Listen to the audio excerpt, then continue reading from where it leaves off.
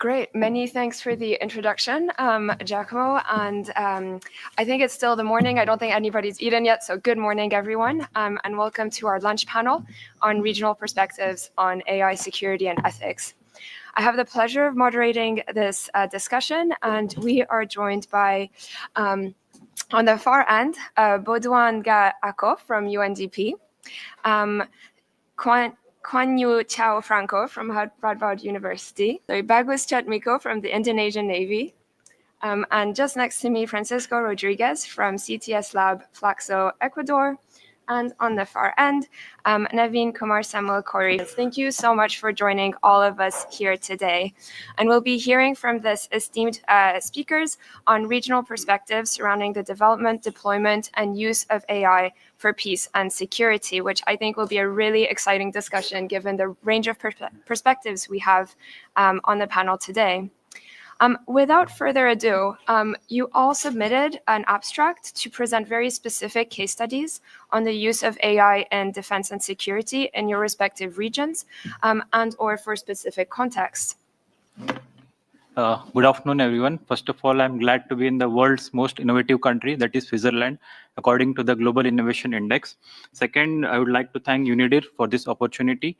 And third thing, I would like to put it on record that all my views are purely personal.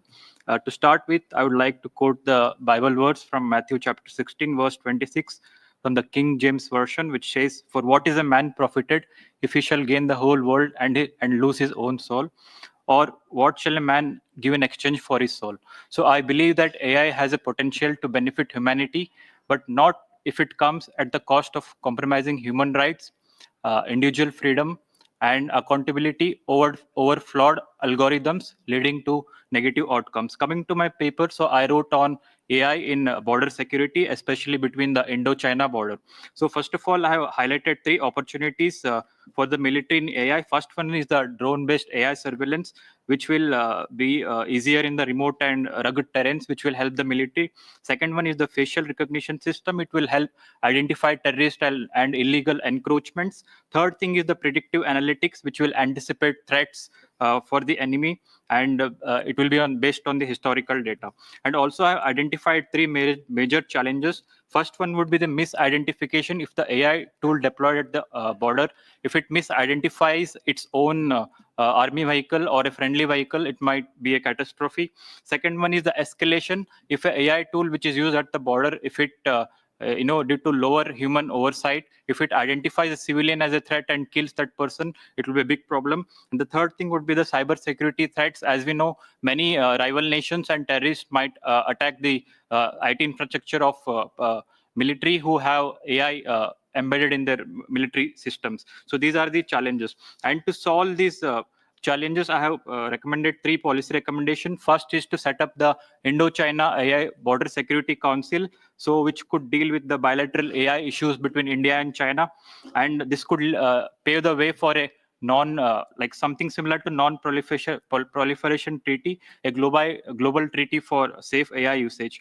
And the second one is to develop tourist spots like the Dora Observatory in South Korea. So similar tourist spots along the Indo-China border would be a kind of soft diplomacy, and it will promote peace and also ensure long-term stability and peace through educational and cultural tourism. The third recommendation is that I urge China and India to join the Ream Declaration of 2023 for the ethical usage of AI in military. And I want to just quickly highlight the major finding of my paper. According to CIPRI data, the military budget has increased from $1.9 trillion in 2015 to $2.4 trillion in 2023, which is a 26% increase. And based on my personal estimate, I think that it will increase to $3.5 trillion by 2030, which is a 46% increase. This is due to the current geopolitical situation, such as the Russia-Ukraine aggression, Israeli-Palestinian conflict, and the US-China competition, Indo-Pacific security issues, and the United States President's call to increase the NATO spending, defense spending by 5% of their GDP. So this is the right time to have a legally binding AI global governance framework, especially for AI in the military domain, to protect civilians and also to control the lethal autonomous weapon systems. So to ensure that we have a responsible and transparent deployment of AI in the military domain.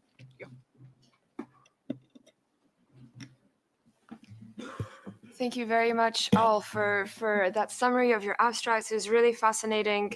You really highlighted that regions are faced by different threats, different actors perpetuating these threats. There's different areas of AI applications that are being considered, and really a different emphasis on what is important and therefore what that means for governance. But I really also like the points on kind of what can be done, the principal solutions, and including also not just between regions but within regions. I really like that point as well, not just thinking of globally.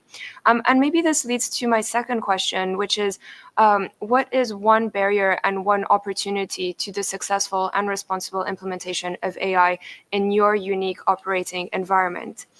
Maybe I'll start from the other end, so sticking with you, Corey, and asking you to take the floor first, and then going this way.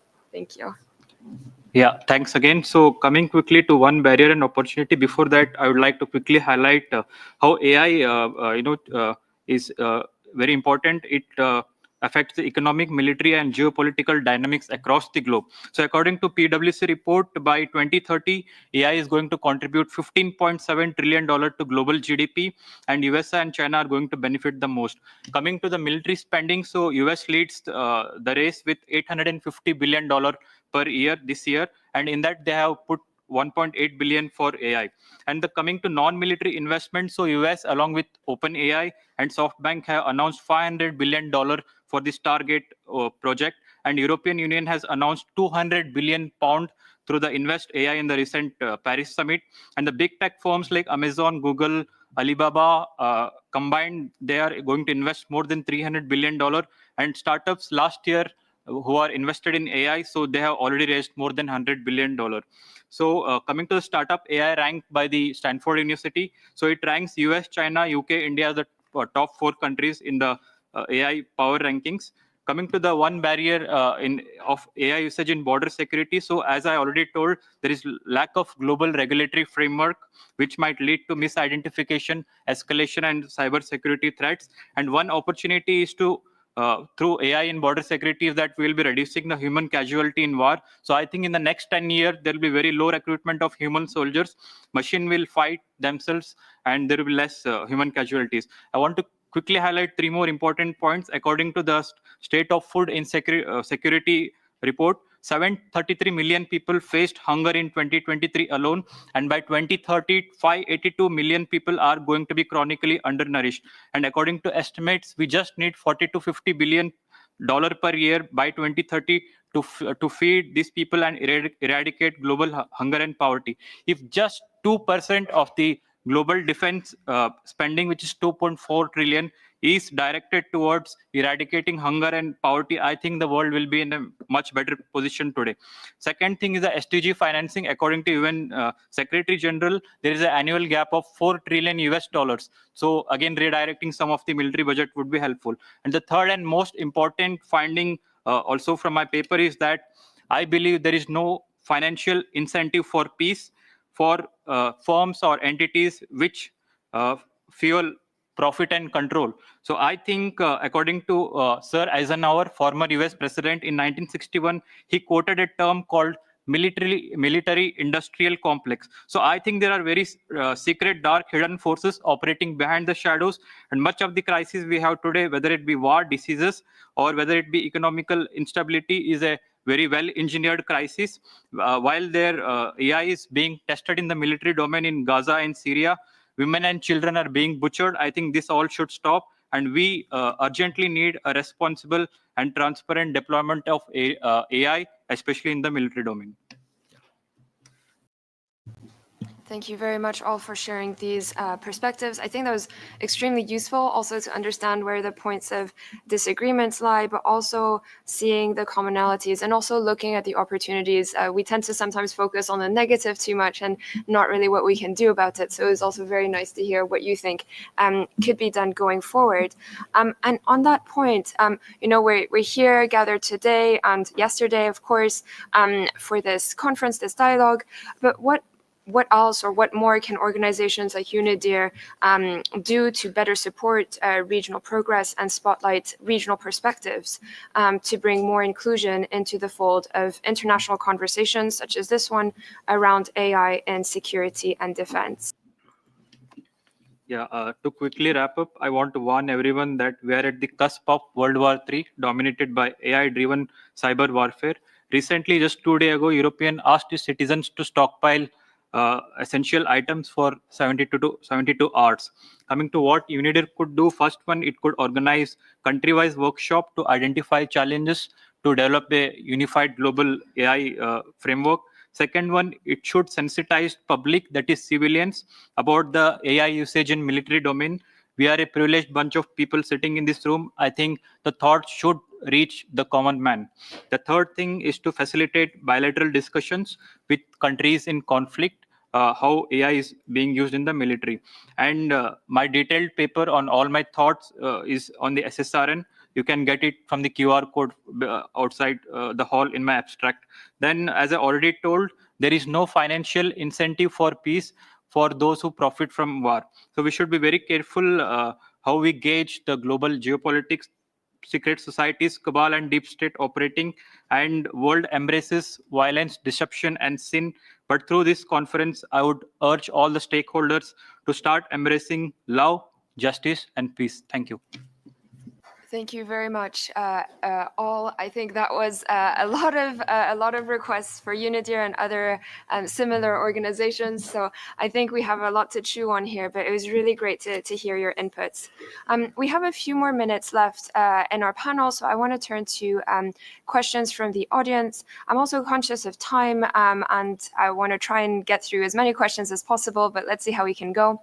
But maybe to start off with, can you share with us maybe a 30-second message that you want to provide to the international community that you want them to acknowledge in light of your respective regional work? So coming from your regional perspective, what is one message that you really want to share with the rest of the audience? If you had to summarize it in 30 seconds. Yeah, I would urge the international community to involve all the stakeholders, whether it be government, the civil society, the private sector, and the public, to develop ethical, adaptable, and transparent AI framework in all the domains, not just military. Thank you. Thank you. I think this was really inspiring to end. I'm sure this could continue for a while, but I really encourage you to continue the discussion with our panelists beyond this panel. This was hugely informative. So thank you again. Please join me in thanking our panelists.